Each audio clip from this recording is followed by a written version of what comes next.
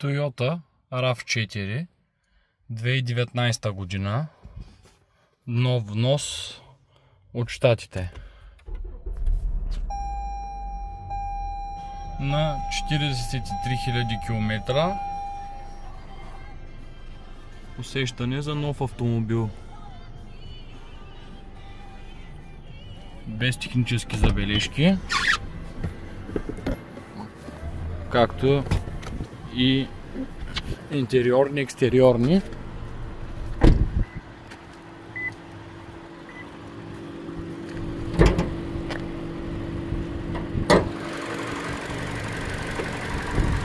Двигателя не е почистван, нямаме течове. 2,5 литра, 4 цилиндъра, среден разход 8,5 комбинирано. Но доста екстри, като keyless запалване, автоматични къси и дълги светлини, сензор за мъртва точка,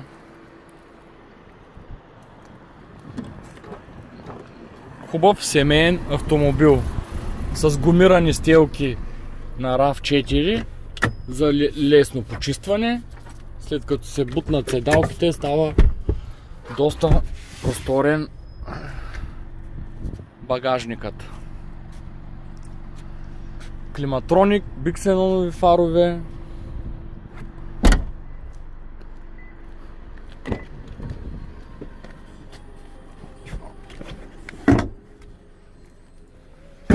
много приятна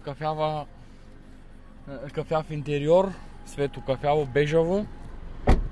Както казах, без технически проблеми, на реални километри, гуми Мишелин, които имат поне още един-два сезона в тях.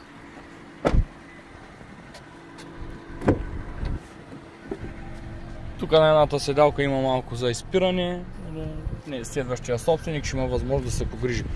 Има Car Audio и Apple Play, така че доста лесен за обслужване и безпроблемен семейен автомобил, който чака следващия собственик.